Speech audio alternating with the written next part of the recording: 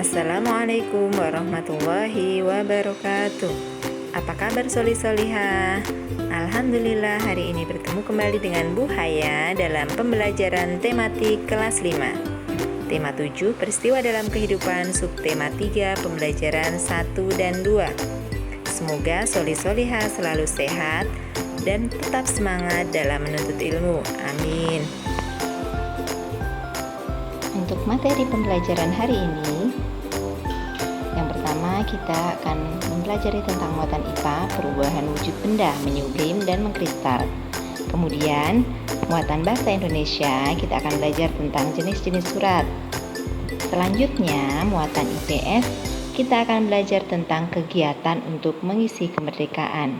Dan yang terakhir muatan SBDP tentang ragam seni rupa. وفي الأرض آيات للموقنين وفي أنفسكم أفلا تبصرون. Artinya, dan di bumi terdapat tanda-tanda kebesaran Allah bagi orang-orang yang yakin dan juga pada dirimu sendiri. Maka apakah kamu tidak memperhatikan Quran Surat Az-Zariyat ayat 20-21? Oleh sebab itu soli-solihah, ayo kita belajar memperhatikan kejadian-kejadian di sekitar kita dan banyak berzikir pada Allah SWT. Soli-solihah, selanjutnya kita akan mempelajari materi IPA tentang perubahan wujud benda, menyublim dan mengkristal. Perhatikan diagram berikut ya. Menyublim adalah perubahan dari benda padat ke benda gas. Contoh peristiwa menyublim adalah kapur barus yang diletakkan di lemari. Dalam beberapa hari kapur barus tersebut akan hilang. Nah, hilangnya kapur barus tersebut termasuk peristiwa menyublim. Contoh yang lain adalah menguapnya es kering atau dry ice. Menguapnya es kering ini sering dimanfaatkan dalam pertunjukan, drama, ataupun film. Selanjutnya kita akan mempelajari tentang mengkristal. Mengkristal adalah perubahan wujud benda dari gas ke padat. Contoh pada proses pembuatan garam. Untuk lebih jelasnya, simak percobaan berikut ya.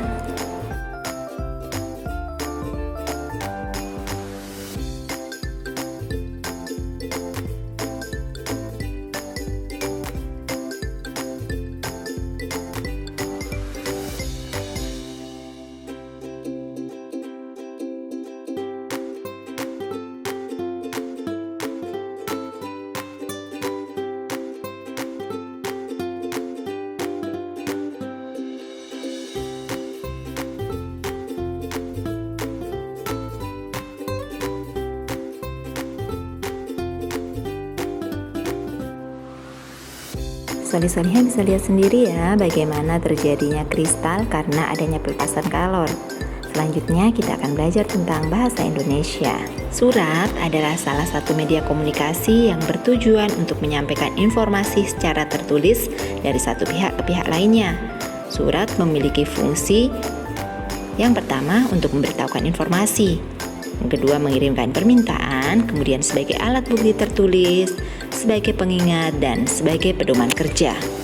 Jenis-jenis surat ada dua, yaitu surat pribadi dan surat resmi. Surat pribadi adalah jenis surat yang digunakan untuk kepentingan pribadi, sementara surat resmi adalah surat yang digunakan untuk kepentingan resmi. Selanjutnya kita akan mempelajari tentang bagian-bagian surat pribadi. Yang pertama ada tempat dan tanggal surat, kemudian ada alamat surat, salam pembuka surat, kemudian isi surat, penutup surat, kemudian salam penutup dan tanda tangan dan nama pengirim. Surat pribadi memiliki ciri tidak memiliki kop surat, tidak memiliki nomor surat, salam pembuka maupun penutupnya sangat bervariasi, kemudian penggunaan bahasa bebas dan format suratnya pun bebas. Soli-solihah, selanjutnya kita akan belajar tentang materi IPS. Pada pertemuan sebelumnya, kita sudah mempelajari tentang perjuangan bangsa Indonesia hingga meraih kemerdekaan. Kemerdekaan yang kita miliki adalah hasil perjuangan dari seluruh rakyat. Dan setelah merdeka, kita masih harus berjuang untuk mempertahankan kemerdekaan dari penjajah yang ingin kembali menjajah. Tugas kita sekarang adalah mempertahankan dan mengisi kemerdekaan dengan kegiatan yang bermanfaat. Sebagai generasi muda penerus bangsa, kita harus mengisi kemerdekaan dengan berbagai kegiatan yang bermanfaat. Berikut beberapa contoh kegiatan bermanfaat dalam mengisi kemerdekaan.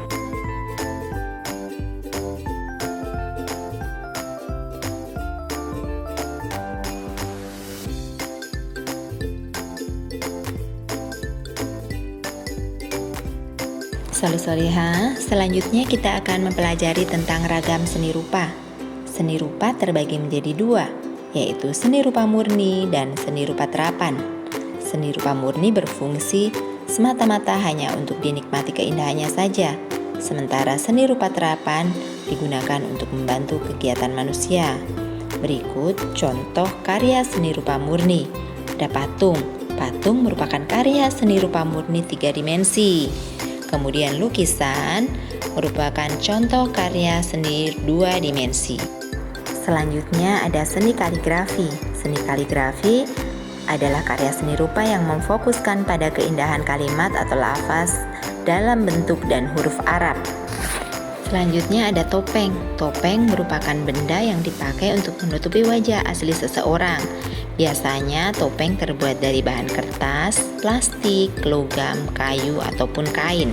Sementara contoh karya seni rupa terapan adalah kerajinan membatik.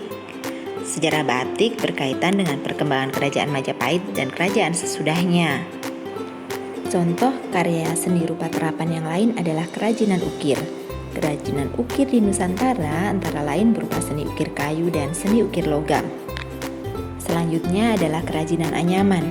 Daerah penghasil kerajinan anyaman antara lain Bali, Kudus, Kedu, Tasikmalaya, dan Tangerang. Selanjutnya ada kerajinan tenun. Tenun merupakan hasil kerajinan tradisional yang dibuat dengan teknik dan alat khusus. Beberapa daerah yang menghasilkan kerajinan tenun antara lain Kalimantan, Minangkabau, Sumatera Utara, NTT, NTB, Lampung, Flores, Sulawesi, dan Palembang.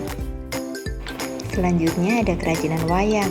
Wayang merupakan budaya asli Nusantara. Daerah penghasil wayang diantaranya Bali, Yogyakarta, dan Surakarta. Yang terakhir ada kerajinan keramik.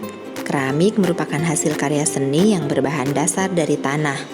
Daerah penghasil keramik diantaranya Kasongan, Yogyakarta, Sompok, dan Mayong, Jepara. Untuk tugas hari ini, Solih-solihah buat sebuah surat pribadi yang ditujukan untuk temanmu. Ingat, perhatikan bagian surat serta sopan santun saat menulis surat. Alhamdulillah, pembelajaran hari ini sudah selesai, solih-solihah. Mari kita tutup pembelajaran hari ini dengan bersama-sama membaca hamdalah Alhamdulillahirabbil alamin. Doa penutup majelis, Subhanaka Allahumma wa bihamdika asyhadu an la ilaha illa anta astaghfiruka wa atubu ilaik. Sampai di sini dulu ya, Ibu akhiri. Wassalamualaikum warahmatullahi wabarakatuh.